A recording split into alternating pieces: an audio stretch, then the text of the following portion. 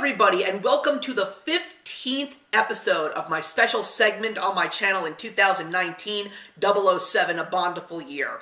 And it is quite impressive to see just how far we've come, but now we're a little bit scared because we are about to see the newest James Bond film with the newest incarnation of James Bond. So it's 1987, guys, and I will tell you, after almost 3 decades, especially in the year of 1987, the competition in regards to the action star is high.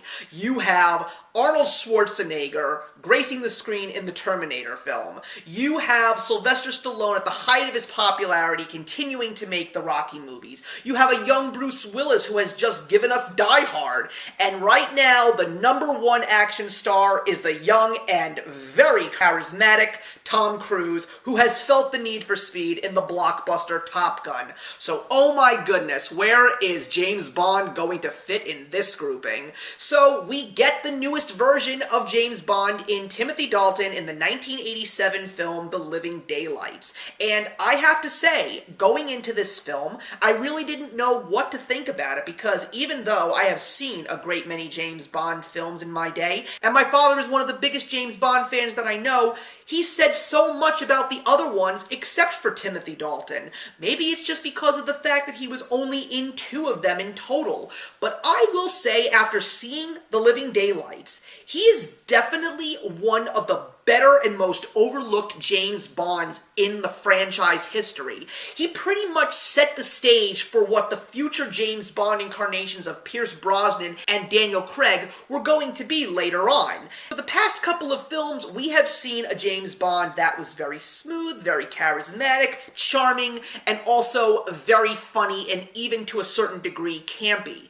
But in The Living Daylights, that whole persona of James Bond, minus the charismatic persona and the comedic timing of the jokes, we get a very gritty James Bond, harping back to the days of Sean Connery, but also we get one that is very, very serious. And Timothy Dalton, before he joined the James Bond franchise, had so many films under his belt, and he was a truly classically trained actor. So to see him take on the role of James Bond was something that I was very eager to see, and I have to say, he is a fantastic James Bond in terms of the humanity that we receive in this one, the drama, and like I said, the darkness and the seriousness in this film. So, it also turns out that this movie, once again, involves the British intelligence and Russia. We seem to get that a lot, going all the way back to the early portion of the 1980s with For Your Eyes Only.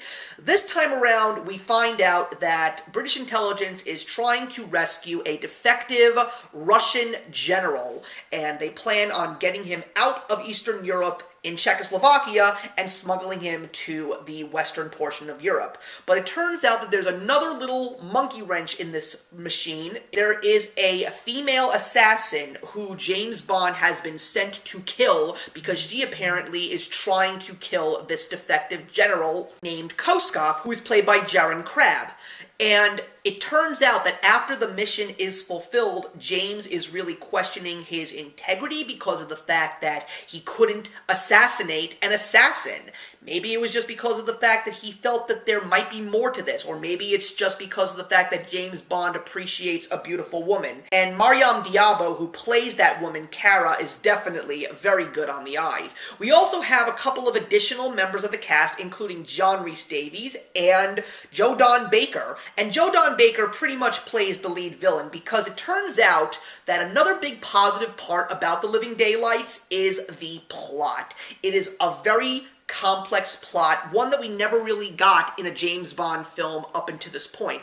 And it is very, very difficult to follow sometimes when you have to figure out who is a friend and who is a foe. But the brainchild of the evil side of this story is this American general named Brad Whitaker. And apparently this defective General Koskov is not necessarily so defective, and the two of them are in cahoots to try and create a new world war. So, like I said, Timothy Dalton as James Bond absolutely fantastic. I really enjoyed him as the character. I also appreciated him in terms of the action sequences. This was also one of the first times in a long time where he actually uses the gadgets a lot more than he is given by Q. We actually see him use his car and a lot of the gadgets that are put into the car, another thing that we had not seen in a very long time.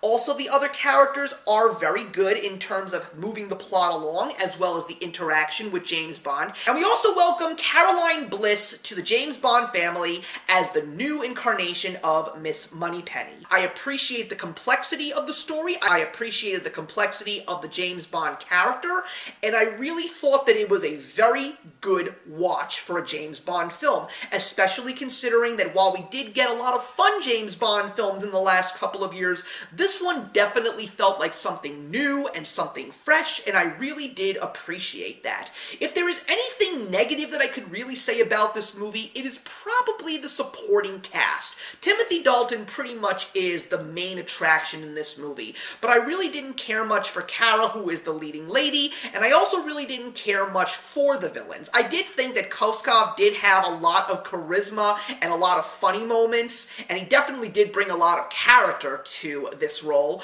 but I really didn't think that Brad Whitaker or General Pushkin, who is played by John Rhys Davies, I really didn't find them to be so complex as much as James Bond. But then again, we have Marvel Cinematic Universe movies right now that have very one-dimensional villains, and nobody really seems to complain. Also, one of the strong points in James Bond films is definitely the sidekick, and this time we get one named Necros, who is not really one of the best. He reminded me a great deal of the strong and silent henchman Grant in the 1963 James Bond film From Russia with Love, and even though a character like Jaws is the strong and silent type, there's a little bit more to his personality rather than just standing there and just doing his job. We also have a great opening song from the new wave sensation of the 1980s, Aha! It is definitely a fun song, not one of my personal favorites, but it definitely is a fun, upbeat song. But overall, I was very impressed by The Living Daylights. I was not expecting to get a great deal of enjoyment out of this movie, especially from Timothy Dalton as James Bond. But at the same time, I am a very big Timothy Dalton fan. I have seen some of the movies that he was in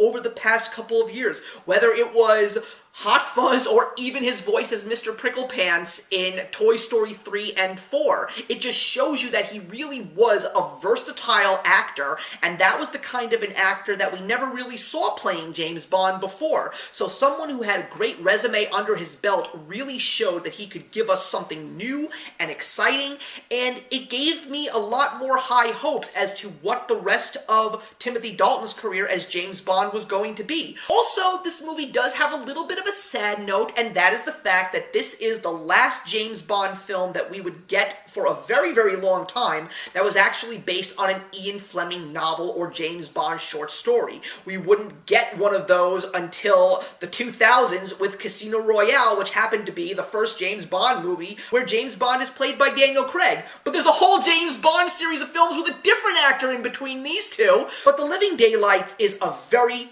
good movie. I was very much surprised and really did enjoy myself, which is why I'm going to give The Living Daylights a 3 stars out of 4. So thank you very much for watching, everybody. Please leave your comments in the box below, and let's discuss The Living Daylights, and I will see you in the next episode. Hey, thank you so much for stopping by my channel today. If you're new here and want to see more of what my channel has to offer, please click on the link to my last video, or hit that subscribe button to be kept up to date with all of my uploads. Content of all sorts is posted here quite often, so trust me, you do not want to fall behind. I will see you in the comments, and actions speak louder than words.